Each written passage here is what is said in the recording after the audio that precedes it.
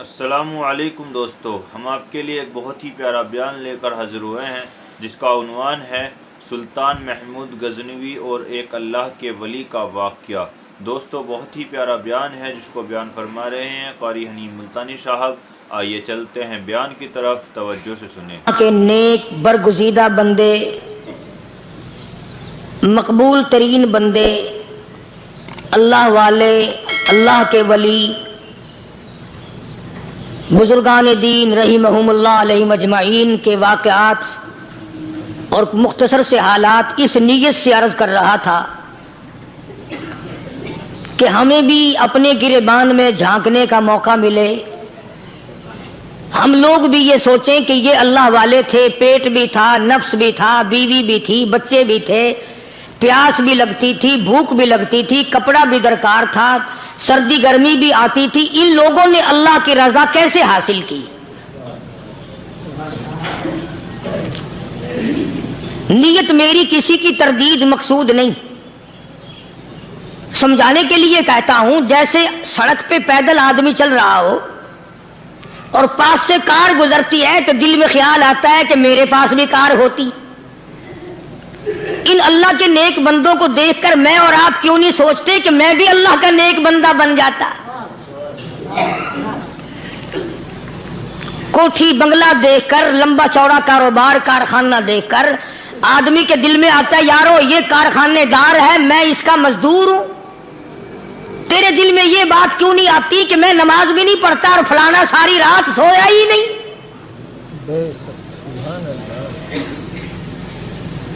ہم لوگ اپنے معاملات میں، اپنے کردار کے بارے میں آخر کب سوچیں گے؟ وہ کون سی نئی زندگی ملے گی؟ بس ایک دھوکہ لگا ہوا ہے، او جی میں تو گناہگار ہوں میرا کیا، او جی میں تو گناہگار ہوں میرا کیا، یوں کرتا کرتا ہی مر جائے گا، توبہ نہیں کرنی۔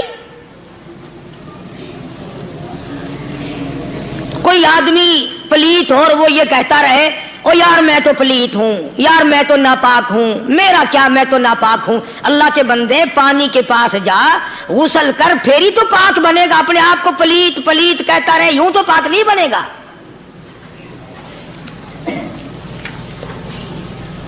یہ اللہ والے جو ہوتے ہیں آدمی کے اندر کو ٹھیک کرتے ہیں۔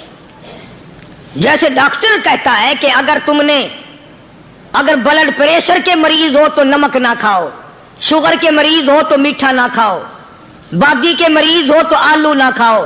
اللہ والا کہتا ہے اگر تمہارے اندر شرک کی بیماری ہے تو خدا کے دروازے کے سوا کہیں نہ جاؤ۔ اللہ والے اندر کا علاج کرتے ہیں، روحانی علاج کرتے ہیں، اس بیماری کا علاج کرتے ہیں جو قبر میں کام آئے گی۔ جب اللہ والوں کی مجلس میں بیٹھو گے تو وہ تمہیں یہ بتائیں گے کہ نبی کی سنتوں کے پھول چھوڑ کر بدعت کے کانٹوں کی طرف نہ جاؤ۔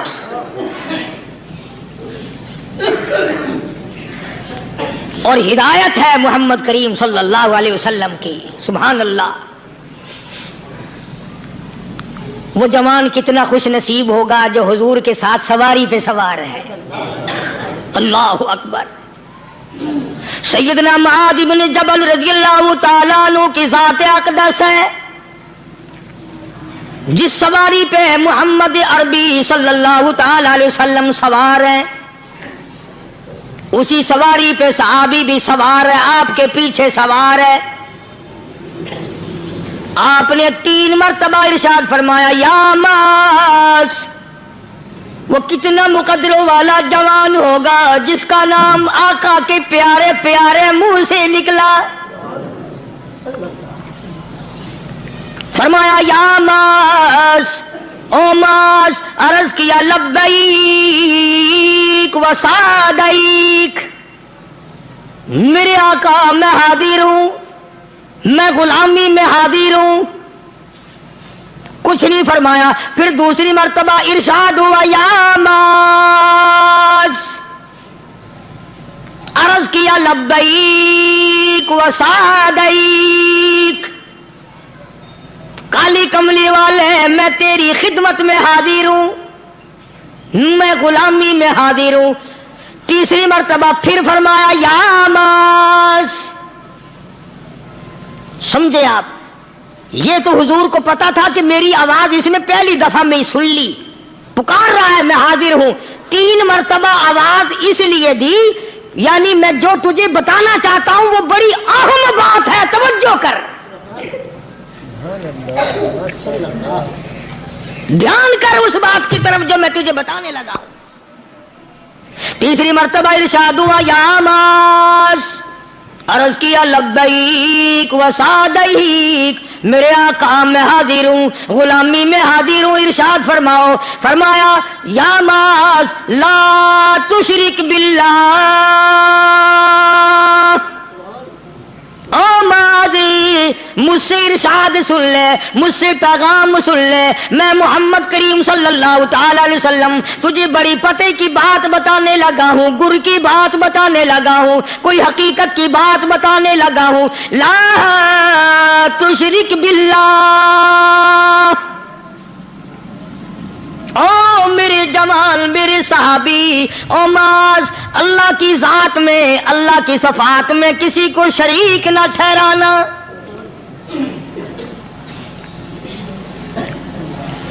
کسی کو بگڑی بنانے والا نہ سمجھنا، کسی کو پریشانی دور کرنے والا نہ سمجھنا، زندہ کرنے والا، مارنے والا، فقیر بنا دینے والا، فقیر کو شہنشاہ بنا دینے والا اس کے سوا کوئی نہیں. چلو ہو گئی بات، فرما دیا آپ نے کہ شرک نہ کرنا. اب ہماری بات سنو، ابھی حدیث کا جملہ باقی ہے جو محمد عربی صلی اللہ علیہ وسلم کی زبان مبارک سے نکلا، اہم بات باقی ہے. ٹھیک ہے فرما دیا، لیکن اب سوال کرو سرکار مدینہ صلی اللہ علیہ وسلم سے کہ جی اگر کوئی مصیبت کی وجہ سے کر بیٹھے، اگر کوئی پریشانی کے عالم میں آ کے کر بیٹھے، کوئی دکھوں کا مارا ہوا کر بیٹھے، تو صاف فرما دیا، فرمایا او معاذ ان قتلتا، اگرچہ تجھے قتل کر دیا جائے، تیرا ٹکڑا ٹکڑا کر دیا جائے، تیرا قیمہ بنا دیا جائے، اس سے بھی سخت بات آگے فرمائی او حرقتا، چاہے تجھے جلا کر خاک کر دیا جائے، تیرا قیمہ بنا دیا جائے، تجھے جلا کر راکھ بنا دیا جائے، کسی حال میں بھی تجھے شرک کرنے کی اجازت نہیں. اور ایک اور بات میرے سے سن کر پکا کے لے جاؤ، چوری کرنے والا ساری عمر چوری کرتا ہے، لیکن کبھی ایسا دن اس کی زندگی میں نہیں آیا ہوگا جب وہ یہ کہے کہ میں عبادت کر رہا ہوں. لاکھ چوری کی ہو یہ کہے گا کہ میں گناہگار ہوں، چوری کر اپن چلو تمہارے منہ پہ نہیں کہے گا، دل میں کہے گا. زنا کرنے والا کبھی نہیں کہتا کہ میں گناہ نہیں کرتا، شراب پینے والا کبھی نہیں کہتا کہ میں گناہ نہیں کرتا، حرام کھانے والا، رشوت لینے والا کبھی نہیں کہتا کہ میں گناہ نہیں کرتا. شرک ایسا گناہ ہے، ایسی گمراہی ہے، اس کو بندہ گناہ سمجھ کر نہیں عبادت سمجھ کے کرتا ہے. اور ارشاد فرمایا محمد عربی صلی اللہ علیہ وسلم نے کہ شرک کرنے والے کو توبہ کی توفیق نہیں ہوتی. وہ اس کو برا سمجھے تو توبہ کرے، جب وہ اس کو برا سمجھتا ہی نہیں تو گناہ سمجھتا ہی نہیں تو توبہ کائے کی کرے گا. وہ میں عرض کر رہا تھا کہ یہ جو اولیاء کرام ہیں، بزرگان دین ہیں، اللہ والے ہیں، یہ شرک کی لعنت سے آدمی کو بچانے کے لیے ساری زندگی کوشاں رہتے ہیں. حدیث پاک میں آتا ہے، ارشاد فرمایا محمد کریم صلی اللہ علیہ وسلم نے کہ جب آدمی گناہ کرتا ہے، فرمایا ان فی الجسد لمضغۃ اذا صلحت صلح الجسد کلہ واذا فسدت فسد الجسد کلہ الا وہی القلب، او کما قال النبی صلی اللہ علیہ وسلم. ارشاد فرمایا آدمی کے بدن میں ایک گوشت کا ٹکڑا ایسا ہے کہ جب وہ ٹھیک ہو جائے تو سارا بدن ٹھیک ہو جاتا ہے، جب وہ بگڑ جائے تو سارے بدن کا نظام بگڑ جاتا ہے. الا وہی القلب، سرکار مدینہ صلی اللہ علیہ وسلم نے فرمایا وہ دل ہے. دل آدمی کا سنور جائے تو سارا کچھ سنور گیا، دل بگڑ گیا تو سب کچھ بگڑ گیا. ریاکاری دل سے پیدا ہوتی ہے، تکبر دیکھنے میں نہیں آتا، دل میں پیدا ہوتا ہے. فخر دل میں پیدا ہوتا ہے، عجب اور خودبینی دل میں پیدا ہوتی ہے. تو آقا مدنی صلی اللہ علیہ وسلم نے فرمایا کہ آدمی کا دل جو ہے وہ سفید ہوتا ہے، بالکل سفید ہوتا ہے۔ جب بندہ گناہ کرتا ہے تو ایک چھوٹا سا سیاہ کالا نقطہ اس کے دل پہ لگ جاتا ہے، پھر دوسرا گناہ کرتا ہے، پھر دوسرا نقطہ لگ جاتا ہے، پھر تیسرا گناہ کرتا ہے، پھر تیسرا نقطہ دل پہ لگ جاتا ہے، حتیٰ کہ اس کا دل سارا کالا ہو جاتا ہے۔ اور جب سارا دل کالا ہو جاتا ہے تو اس کے دل کے اندر پھر حق سمجھنے کی گنجائش نہیں رہتی، پھر وہ اتنا بگڑتا ہے کہ خلاف شرع کام کو وہ عبادت کہتا ہے، پھر وہ ڈھول دھماکے کو عبادت کہتا ہے، پھر وہ چمٹا کھڑکانے کو عبادت کہتا ہے، پھر وہ نشہ کرنے کو عبادت کہتا ہے، پھر وہ نماز نہ پڑھنے کو عبادت کہتا ہے، پھر وہ قرآن کے قریب نہ آنے کو عبادت کہتا ہے۔ حالانکہ بزرگوں کا یہ طریقہ کار نہیں۔ سائیں توکل شاہ صاحب سبقت رحمت اللہ علیہ، امبالے شہر میں مزار ہے، حضرت کے واقعات میں لکھا ہے کہ جب کوئی عالم، جب کوئی قاری، جب کوئی بزرگ قرآن پڑھتا یا کچھ بیان کرتا، اگر قرآن پڑھتا غلطی کرتا، ہاں یہ بات سمجھ لو کہ سائیں شاہ صاحب جو تھے ان پڑھ تھے، عالم نہ تھے، پڑھے ہوئے نہیں تھے، لیکن اگر کوئی قرآن کی آیت غلط پڑھتا تو سائیں شاہ صاحب جو تھے وہ کہتے کہ تو نے غلطی کی ہے، اور اگر کوئی حضور کریم صلی اللہ علیہ وسلم کی حدیث پاک پڑھتا اس میں کوئی غلطی کر دیتا تو شاہ صاحب فرماتے کہ تو نے غلطی کی ہے۔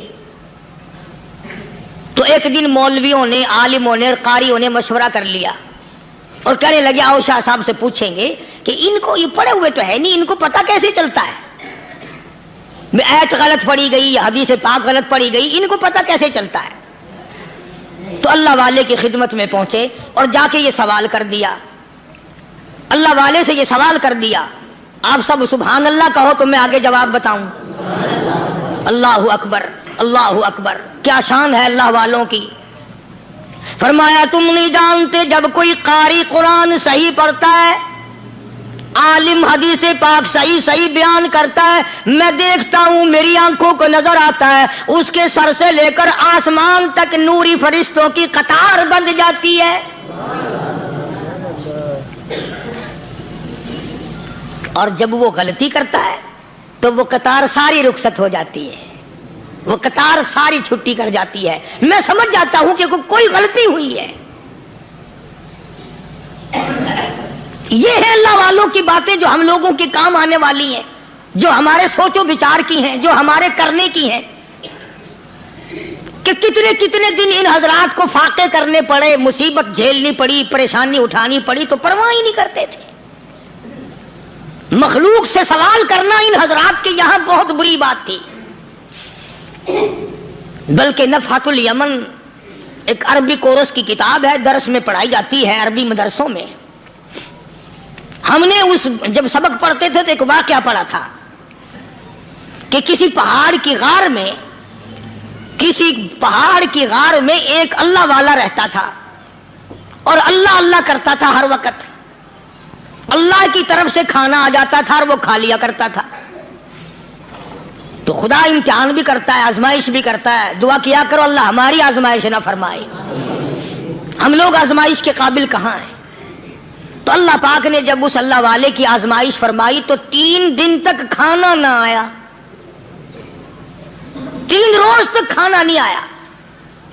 جب نہیں آیا تو بھوک نے ستایا، اور جب بھوک نے ستایا تو پریشانی ہوئی، اور جب پریشانی ہوئی تو دل میں خیال آیا کہ اب میرے لیے سوال کرنا جائز ہو گیا، اب تو میں بالکل بھوک نے تنگ کر دیا مجھے۔ تو پہاڑ سے نیچے اترے اور جا کر کے ایک مکان پہ سوال کر دیا، اور سوال یہ کیا کہ اللہ نام پہ مجھے کھانا چاہیے۔ ان گھر والوں نے 3 روٹیاں دے دی، ان گھر والوں نے 3 روٹیاں دے دی، اور یہ اللہ کا ولی لے کے چل دیا۔ تو جس گھر سے 3 روٹیاں ملی تھی ان کے یہاں ایک کتا بھی تھا، وہ اس ولی کے پیچھے پیچھے لگ گیا اور بھونکار قریب تھا کہ کاٹ کھائے، پھاڑ کھائے۔ اللہ کے ولی نے سوچا کہ یہ تو بڑا ظالم کتا پیچھے لگ گیا، 1 روٹی اس کو پھینک دوں، 2 مجھے کافی ہو جائیں گی، یہ اس کی ہلے لگ جائے گا، مشغول ہو جائے گا، میں نکل جاؤں گا۔ یہ کتاب کی بات ہے، حدیث کی نہیں۔ تو نفحۃ الیمن کتاب میں واقعہ یوں لکھا کہ کتا ایک روٹی کھا کے پھر بھاگ کے اس ولی کو مل گیا اور بہت بھونکا اور کاٹنے کے قریب ہوا۔ تو پھر اللہ کے ولی نے سوچا کہ یار ایک ہی روٹی کافی ہو جائے گی، یہ تو پھر ظالم پیچھے ہو گیا۔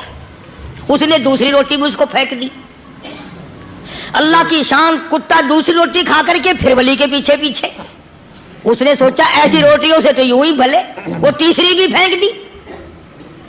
کتے نے تیسری بھی کھا لی، اور جب تیسری روٹی کھا کے کتا بھونکا، اب ولی کھڑا ہو کر غصے میں آ گیا اور کہنے لگا او کتے تجھے شرم نہیں آتی؟ عربی کا لفظ ہے وَمَا عَدِيمُ الْحَيَا، اور بغیرت کمینے، تیرے مالک نے 3 روٹیاں دی تھی، جس دروازے پہ تو رہتا تینوں کھا لی پھر بھی بھونکتا ہے؟ 3 روٹیاں میں نے تجھے دے دی پھر بھی بھونک رہا ہے؟ تو یوں لکھا اس کتاب میں کہ اللہ پاک نے کتے کو بھی زبان دی، اور وہ یہ کہنے لگا کہ ولی صاحب ذرا ٹھہرو، خود فیصلہ کرو، تم بے غیرت ہو یا میں بے غیرت ہوں؟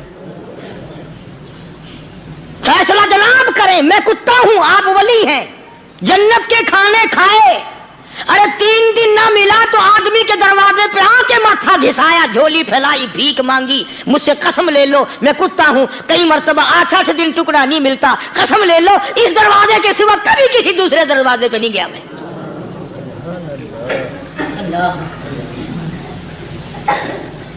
تجربہ کر لو، 3 دن کتے کو ٹکڑا ڈالو، چوتھے دن دم ہلا کر تمہارے پاؤں میں لٹے گا۔ ساری عمر گزر گئی اس مالک کا دیا ہوا کھاتے ہوئے پیتے ہوئے، آج بھی تجھے اس مالک کا دروازہ سمجھ نہیں آیا۔ پانی وہ پلاتا والذی ہوا یطعمنی ویسقین وَإِذَا مَرِضْتُ فَهُوَ يَشْفِينِ۔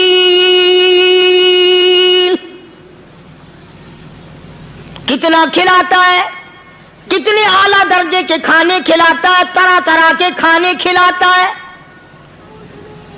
پالا اس نے، سنبھالا اس نے، زندگی اس نے دی، اولاد اس نے دی، خوبصورت بیوی اس نے دی، گھر آباد اس نے کیا، تھوڑی سی پریشانی آ گئی، اب جا کے قبر کے سامنے جھکا کھڑا ہے، اس مالک سے میرا کام نہیں چلا، او 4 گز زمین میں پڑنے والے، تو میری حاجت روائی کر دے۔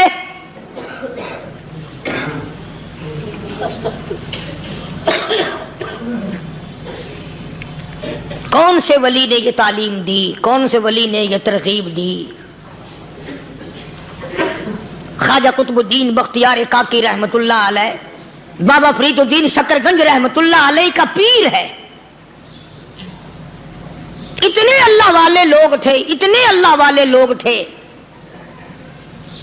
خواجہ قطب الدین بختیار کاکی رحمت اللہ علیہ کا آخری وقت دلی شہر میں آ گیا، نہ دولت تھی، نہ کوٹھی تھی، نہ بنگلہ تھا، فقیری، ہائے ہائے، عجیب بادشاہت ہوتی ہے ان لوگوں کی، بادشاہ ان کے دروازوں پہ آیا کرتے تھے۔ خواجہ ابو الحسن خرقانی رحمت اللہ علیہ بزرگ گزرے ہیں، محمود غزنوی کا زمانہ ہے۔ محمود غزنوی مرحوم بادشاہ نیک آدمی تھا۔ خواجہ ابو الحسن خرقانی رحمت اللہ علیہ کی خدمت میں آیا اور حضرت نے یوں پوچھ لیا، فرمایا محمود 2-4 دن پہلے بھی تو سنا تھا کہ تم ادھر آئے ہو، مجھ سے مل کے نہیں گئے؟ تو کہنے لگا حضرت سرکاری دورے پہ آیا تھا، سرکاری دورے کی لپیٹ میں اللہ والے کی زیارت کو بے ادبی سمجھتا ہوں، اللہ والے کی زیارت کرنے آؤں، کام کوئی اور لے کر آؤں اور اللہ والے کی زیارت کروں؟ میرے نزدیک یہ بے ادبی ہے۔ فرمایا آج ارادہ کر کے آئے ہو؟ کہ جی ہاں ارادہ کر کے آیا ہوں۔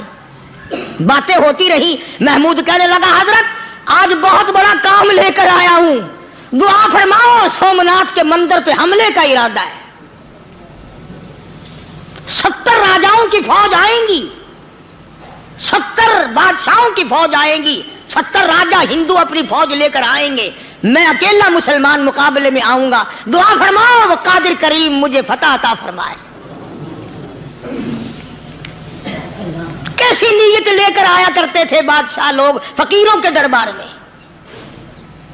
आज तो अगर किसी वली के पास भी जाओगे, मैंने मौलाना उबैदुल्लाह अनवर मद्दसिल्लू से पिछले दिनों अर्ज कर दिया, मैंने कहा हजरत आप अपने घर में ही रहते हैं, बाहर नहीं निकलते, कई कई दिन लोगों को नेकी मिलेगी, ज़ियारत होगी, तो फरमाने लगे कारी साहब आपको क्या पता है, बस इसी काम के लिए लोग आते हैं, हमारी ईंट पर दो, हमने मकान बनाना है, हमें दुकान का तावीज दे दो, हमारे पीछे दुश्मन लग गया, हमारा मुकदमा हो गया, और यूं तो कहने कोई भी नहीं आता, दुआ कर दो अल्लाह मेरी कब्र में भलाई फरमा दे।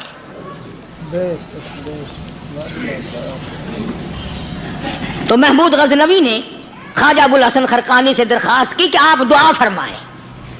अल्लाह वाले ने दुआ भी फरमाई और अपना मुसल्ला दे दिया। यूं फरमाया महमूद जब मुश्किल वक्त आ जाए इस मुसल्ले पे खड़े होकर 2 रकात नमाज अदा करना। पता चला कि अल्लाह की मदद जो है वो नमाज के साथ है। मैं तुम्हें भी बताता हूं, वली तो मैं नहीं, जब भी कोई परेशानी आए, जब भी कोई तकलीफ आए, फरमाया इस्ताईनो बिस्सब्री वस्सलाह, नमाज पढ़ो इंशाअल्लाह आसानी होगी। सब्र कर, नमाज पढ़, इन्नल्लाह मस्साबिरीन, अल्लाह पाक सब्र करने वालों का साथी है। सब्र भी करता जा, नमाज भी अदा करता जा, जिससे तेरा बिगाड़ है यूं भी सोचता जा मेरी तरफ से कोई जुल्म ना हो जाए, मैं मारा जाऊंगा। छल्ला साथ लेकर चला गया और अपनी फौज को लेकर के सोमनाथ के मंदिर पे हमला कर दिया।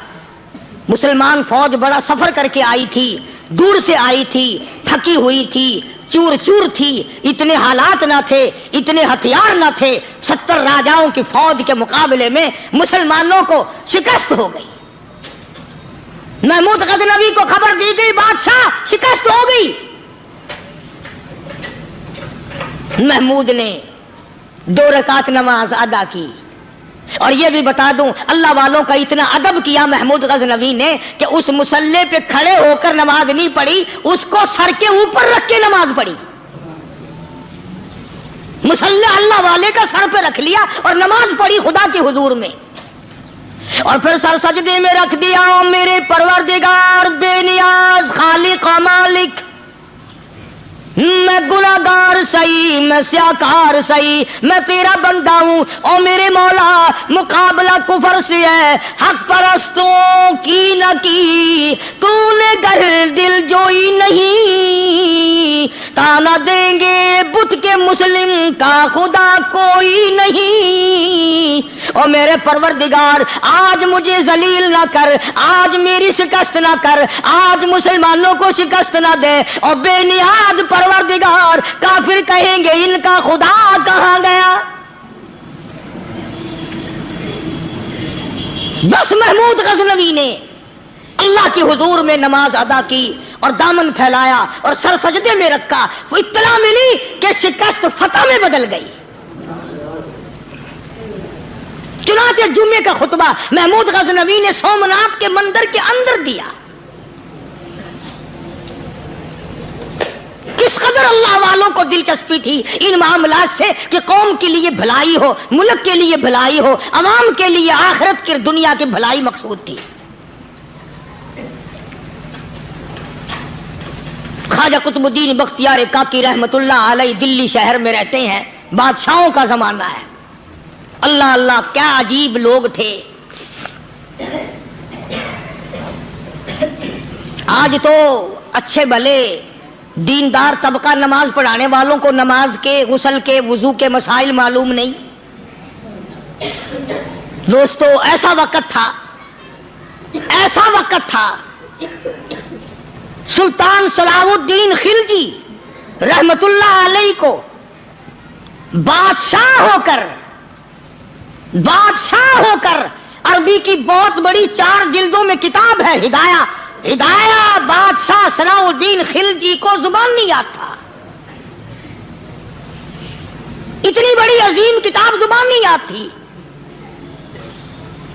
وہ بادشاہ بھی ہوا کرتے تھے اور ولی بھی ہوتے تھے. سلطان عالمگیر رحمت اللہ علیہ بہت بڑا بادشاہ ہو کر، اورنگزیب ہے، عالمگیر ہے، اتنا بڑا عظیم بادشاہ، مگر حضور کریم صلی اللہ علیہ وسلم کی 5000 حدیث پاک اس بادشاہ کو زبان نہیں آتی. اور قرآن کا حافظ تھا، قرآن کا قاری تھا، قرآن کا عالم تھا، قرآن کا مفسر تھا، ولی بھی تھا، بادشاہ بھی تھا، اللہ والا بھی تھا. اور اتنا خوف تھا دل میں تمہیں کیا بتاؤں. اللہ اکبر. بادشاہ ہو کر کے کپڑا خریدا، مزدوری کر کے کپڑا خریدا بادشاہ نے، اور کپڑا خرید کر اس کی ٹوپیاں اپنے ہاتھوں سے سی. عالمگیر رحمت اللہ علیہ نے اس کی ٹوپیاں اپنے ہاتھوں سے سی اور چاندنی چوک دلی میں کھڑے ہو کر فروخت کی، بیچی. 6-7 روپے جمع کر کے ایک تھیلی میں بند کر کے اوپر لکھا عالمگیر کا کفن ان پیسوں سے خریدا جائے. کبھی ہم نے بھی سوچا جو رشوت مارنے والا آدمی ہے، بتاؤ اس کے لیے کفن کہاں سے اچھے پیسے تلاش کر کے لایا جائے گا؟ رشوت کا ہی کفن ملے گا نا. جو آدمی ملاوٹ کر کے پیسے کماتا ہے، فنکاری کر کے پیسہ کماتا ہے، دغا اور فریب کر کے پیسے کماتا ہے، تو آج ہمارا کفن بھی صحیح نہیں، کفن بھی دغا والا، فریب والا، ملاوٹ والا. بلکہ تم تو کہتے ہو کہ آج کل کھانے کے لیے خالص کچھ نہیں ملتا. میں کہتا ہوں میت کو غسل دینے کے لیے پانی خالص نہیں ملتا. یہ جو ہم موٹریں نل کے لگاتے ہیں، یہ پیسے کون سے ہمارے خالص ہیں؟ جو صابن میت کو مل رہے ہیں کون سے پیسوں کا خریدا ہوا ہے؟ جو خوشبو میت کو لگ رہی ہے کون سے پیسوں کی خریدی ہوئی ہے؟ جو کفن پڑ رہا ہے وہ کیسے پیسوں کا کفن ہے؟ اور میں آگے بڑھ کر کے کہتا ہوں جو کندھوں پہ اٹھائے جا رہے ہیں وہ کون سے کتب ہیں، کون سے ابدال ہیں؟ جس نے میت کو غسل دیا ہے کبھی معلوم کیا کہ وہ کتنا بڑا نیک آدمی ہے؟ یہ تو ہمارے آخری وقت کا حال ہے، اور اس طرف کسی کا دھیان نہیں، سوچ نہیں، بچار نہیں. قطعی طور پر اندھے ہو جاتے ہیں. او میاں ٹھیک ہے جو کچھ ہو رہا ہے. اچھا ایک بات عرض کروں، اللہ تبارک و تعالیٰ کے یہاں جب ہم جائیں گے، اگر اور سارے معاملات کو چھوڑ دو، اللہ پاک یہی پوچھ لے کہ میاں یہ کفن جو پہن کے آیا یہ کیسا ہے؟ یہ جو کفن پہن کے آیا یہ کیسا؟ ہم کیا جواب دیں گے؟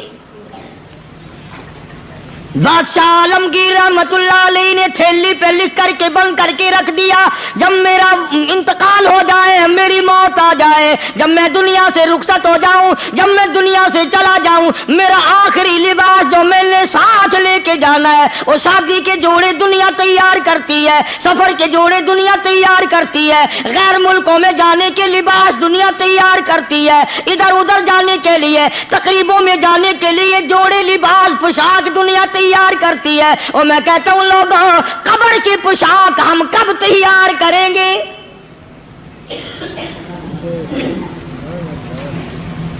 عالمگیر رحمت اللہ علیہ نے خود اپنے کفن کا انتظام کر کے رکھ دیا. ہمارے گھروں میں تو اگر کفن کا ذکر کرو تو گھر والے بھی منہ بنائیں گے، چھوڑو تم نے کفن کی باتیں بنانی شروع کر دی ابھی سے ہی. اور ایک اور عرض کروں، کفن بھی مقدر والوں کو ملتا، کئیوں کو ملتا ہی نہیں. کفن نہیں ملتا، قبر نہیں ملتی، نماز جنازہ نہیں ملتی، غسل نصیب نہیں ہوتا. مقدری سودے ہیں، نہ یہ دولت سے بات بنتی ہے، اور نہ یہ اقتدار سے بات بنتی ہے، اور نہ یہ سرمایہ سے بات بنتی ہے. یہ تو تقدیروں کے مسئلے ہیں جو مالک نے اپنے ہاتھ میں رکھا ہے. جناب رسول کریم سب کہہ دو صلی اللہ علیہ وسلم کے سگے چچا، اللہ غنی جنگ احد ہے،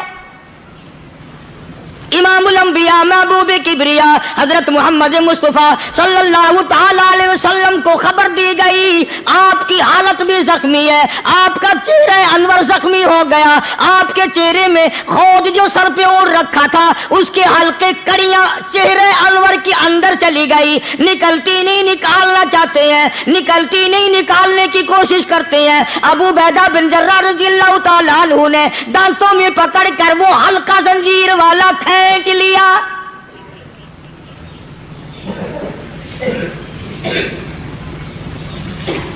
अल्लाह गनी, उधर खून का फुवारा छूटा, खून का फुवारा छूटा। अल्लाह, अर्श इलाही से आवाज आई, जिब्रील। पल झपकने के बराबर जिब्रील सारी दुनिया का निजाम तय कर सकता है। तवज्जो, अल्लाह ने आवाज दी, जिब्रील। अर्ज किया, हुजूर। फरमाया, याद रख, अगर मेरे महबूब का खून जमीन पे गिर गया तो फिर तू जिब्रील का आएगा। सिदरतुल मुंतहा से सेकंड तो बड़ी चीज होती है, पल झपकने से पहले जिब्रील ने आकर उस खून को संभाला है। इतनी अजमत है सरकार मदीना सल्लल्लाहु अलैहि वसल्लम की, अल्लाह तबारक व तआला के यहाँ और हर पैगंबर की। इब्राहिम अलैहिस्सलातु वस्सलाम को वक़्त के बादशाह ने मंजनीक में बिठाकर यूं आग में फेंक दिया, उस मिंजनीक में से, पंगूड़े में से खलील निकल चुका। आवाज आई, जिब्रील। जवाब मिला, हुजूर, कि मेरा खलील को क्या हुआ? हजरत जिब्रील को हुक्म हुआ, याद रख, अगर खलील का एक बाल भी जल गया तो तू जिब्रील किस काम का? अल्लाह तबारक व तआला के फरिश्ते ने पहले पहुंचकर आग पे पर बिछा दिए।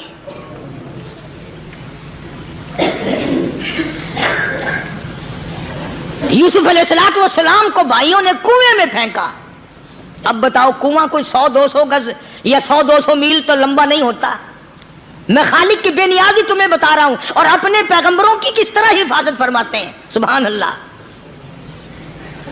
भाइयों ने कुएं में धक्का दिया, जिब्रील जी ये क्या हुआ? तो मेरा नबी आया। मेरे नबी के कुएं में जाने से पहले तख्त बिछा दे। जिब्रील ने पर बिछाकर तख्त बना दिया। वो तो यूं बचाता है, वो तो यूं संभालता है। अबू बैदा बिन जर्राह रज़ियल्लाहु ताला अन्हु ने सरकार मदीना सल्लल्लाहु अलैहि वसल्लम के चेहरे अनवर में से वो जो जंजीर कड़ी खींची, अल्लाह अल्लाह, अबू बैदा के 2 दांत नीचे के, 2 ऊपर के, 4 दांत निकल गए। आज हमारे दांतों को कीड़े खा जाते हैं, खोखरें बन जाती हैं, निकल जाते हैं। अबू बैदा, तो कितना खुश नसीब जवान है, तेरे 4 दांत तो निकल गए, पर हुजूर सल्लल्लाहु अलैहि वसल्लम की तकलीफ को तूने दूर किया। यानी आका की खिदमत करते हुए अबू बैदा के दांत निकल गए। उधर अपनी तकलीफ आई, इधर पता चला काली कमली वाले सल्लल्लाहु ताला अलैहि वसल्लम, तेरे चाचा का हाल ठीक नहीं। सल्लल्लाहु अलैहि वसल्लम बड़ा सदमा पहुंचा, बड़ा रंज पहुंचा। एक बात करता हूं, तवज्जो करके लिख के ले जाओ, काम आएगी। बेटियों को बताओ, बहनों को बताओ। सरकार की नजर पड़ी, सरकार की नजर पड़ी। हजरत सफिया रज़ियल्लाहु ताला अन्हा, हुजूर की बुआ, हुजूर की फूफी, हजरत जुबैर रज़ियल्लाहु ताला अन्हु की अम्मा, अमीर हमजा रज़ियल्लाहु ताला अन्हु की बहन दौड़ी दौड़ी आती है। पता चला ना मदीने में कि भाई का हाल ठीक नहीं, शहीद कर दिया गया। औरत जात दौड़ी दौड़ी आई। हुजूर ने फरमाया, जुबैर, कौन औरत है, जाके रोको, लाश का हाल ठीक नहीं, कपड़े फाड़ेगी, जजा फजा करेगी, मैंने सुना है लाश का हाल ठीक नहीं है। हजरत जुबैर ने आके रोका, करीब आकर पहचान लिया, हजरत जुबैर की अम्मा थी। उन्होंने कहा, अम्मा इजाजत नहीं, आगे ना जाओ। हजरत सफिया अरब की तकड़ी माई, मारा गुस्सा जुबैर को, ओ परे फेंक दिया। कहने लगी, हाथ एक तरफ, मैं अपने भाई को देखने ना जाऊं। जुबैर को तो मुक्का मार के परे फेंक दिया। और लोगों तवज्जो करो, गुलाम आप भी बनते हैं, गुलाम मैं भी बनता हूं। खुदा की कसम, टाइम पे गुलामी का पता चलता है। फिर जुबैर कहने लगा, अम्मा हुजूर ने मना फरमाया। आगे ना जा, हुजूर ने मना फरमाया। खुदा की कसम जिम्मेदारी से कहता हूं, उलमा ने लिखा है हजरत सफिया ने जो पैर कदम आगे रखने के लिए उठाया हुआ था वो आगे नहीं रखा, पीछे हट के रखा है, मेरे नबी के फरमान के खिलाफ ना हो जाए, मेरे नबी के इरशाद के खिलाफ ना हो जाए। अगर खिलाफ हो गया तो मैं मारी जाऊंगी। और वहीं रुक गई, कहने लगी और जुबैर बेटे जाओ, मेरे महबूब सरकारे मदीना सल्लल्लाहु ताला अलैहि वसल्लम से जाके कहो मैंने लाश का हाल सुन लिया है, मुझे सब कुछ पता चल गया है, जाके कहो बेशक मैं औरत हूँ लेकिन घबराऊंगी नहीं, जब से मैंने तेरा कलमा पढ़ा है मैंने सब्र करना भी सीख लिया है।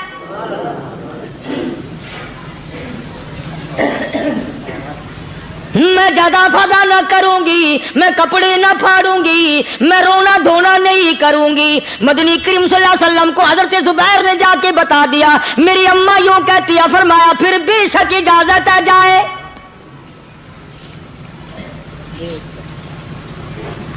आज की कोई माई होती इतना हाल देखकर भाई का ना जाने हार्ट फेल हो जाता।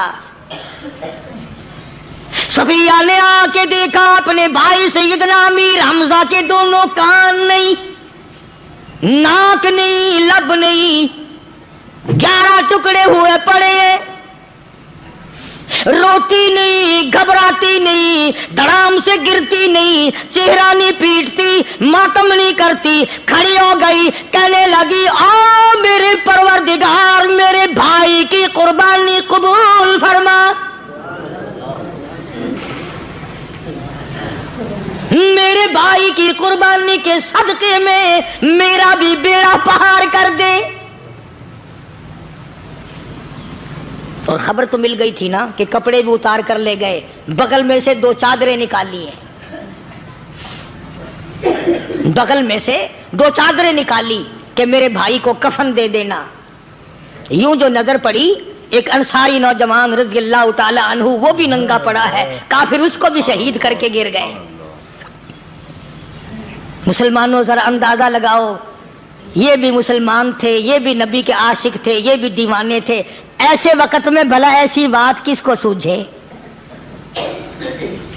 माँ जाया भाई हो, सगा भाई हो, अच्छी मोहब्बत और ताल्लुक हो बहन भाई का, और सैयद शुहादा हुजूर ने फरमाया हो वो नंगा पड़ा है, 11 टुकड़े हुए पड़े हैं, ऐसे वक्त में ऐसी बात कौन सोचे। सफिया कहने लगी लोगों एक चादर उस भाई को दो जो मेरी माँ के पेट से पैदा हुआ, एक चादर इस भाई को दो जो मोहम्मद के कलमे ने मेरा भाई बना दिया है, जो मेरे नबी ने मेरे के कलमे ने मेरा भाई बना दिया है। कल क़यामत में खुदा ये ना फरमा दे सफिया कफन देने आई, खैरात देने आई तो अपने को दे के चली गई। अब उनमें एक चादर है छोटी और एक है बड़ी। फिर कहने लगी मेरी चादरें वापस कर दो, ऐसा ना हो मेरे भाई को बड़ी मिल जाए दूसरे भाई को छोटी मिल जाए, अल्लाह पाक कल ये ना फरमा दे अगर कफन देने भी आई तो अपने को बड़ी दूसरे को छोटी, ये अल्लाह की रजा वाला तो काम नहीं। कुर्रा अंदाजी की सगे भाई सैयदना अमीर हमजा रजी अल्लाह ताला अन्हु के हिस्से में छोटी चादर आई और उस अंसारी जवान के हिस्से में बड़ी चादर आ गई। चुनाचे जब मोहम्मद अरबी सल्लल्लाहु ताला अलैहि वसल्लम तशरीफ लाए तो हुजूर को इतना सदमा पहुंचा। मेरी मुस्तकिल कैसेट है सैयदना अमीर हमजा रजी अल्लाह ताला अन्हु के उन्वान पर, आप लोग उसे खरीद के सुने। तुम भी कहते हो कि हमने इस्लाम की बड़ी खिदमत की, हमने कुरान की बड़ी खिदमत की, हमने उलमा और तालिब इल्मों की बड़ी खिदमत की, हमने मस्जिद और मदरसों की बड़ी खिदमत की। मैं ये कहता हूँ आओ देखो तो सही कि इन हजरात ने कहाँ तक कुर्बानियां दी हैं। हुजूर नबी करीम सल्लल्लाहु ताला अलैहि वसल्लम जब अपने प्यारे चाचा की लाश पे आए, चेहरे पे नजर पड़ी दोनों लब नहीं, काली कमली वाले सल्लल्लाहु ताला अलैहि वसल्लम ने मुंह में झांक कर देखा तो जुबान नहीं, जरा नीचे को नजर की पेट में जिगर और कलेजा नहीं, दोनों हाथ नहीं दोनों कान नहीं। یہ حال دیکھ کر حضور صلی اللہ علیہ وسلم کو چکر آ گیا، زمین پہ تشریف فرما ہو گئے، اور پھر بلکہ یہاں تک لکھا ہے کہ آپ نے یوں فرمایا، او میرے مالک، اگر صفیہ مائی میری بوا پھوپھی یہاں نہ ہوتی تو میں یہ ٹکڑے بھی نہ اٹھاتا، اگر تو یوں ہی راضی ہے تو میں بھی یوں ہی راضی ہوں۔ اور پھر جب ان ٹکڑوں کو جوڑا گیا تو صحابہ نے عرض کیا، یا رسول اللہ صلی اللہ تعالی علیہ وسلم، امیر حمزہ قداور آدمی تھا، لمبا تکڑا بہادر آدمی تھا، حالت یہ ہے چادر چھوٹی ہے بھی ایک ہی، اگر سر ڈھانپتے ہیں تو پیر کھل جاتے ہیں، پیر ڈھانپتے ہیں تو سر کھل جاتا ہے۔ حضور نے فرمایا، سر کو چھپا دو، پیروں پہ میرے چچا کے درختوں کے پتے ڈال دو۔ میں یہ عرض کر رہا تھا کہ اللہ والے ہر وقت میں آدمی کی اصلاح کی کوشش کرتے ہیں، اسے بنانے کی کوشش کرتے ہیں، اسے سمجھانے کی کوشش کرتے ہیں۔ اللہ تبارک و تعالی ہر مسلمان کو توفیق دے کہ وہ اپنی زندگی بھر اللہ والوں کی خدمت میں جانے آنے کی، قرآن کی خدمت کی ہر وقت پروگرام بنائے، نیت خیر رکھے۔ کیوں؟ اس لیے، اسی کو کہتا ہے کہ لیے پھرتی ہے بلبل چونچ میں گل، لیے پھرتی ہے بلبل چونچ میں گل، اور ڈھونڈتی ہے شہید ناز کی تربت کہاں ہے، تلاش کرتے ہیں جانور پرندے کہاں پر اللہ کی رحمت برس رہی ہے۔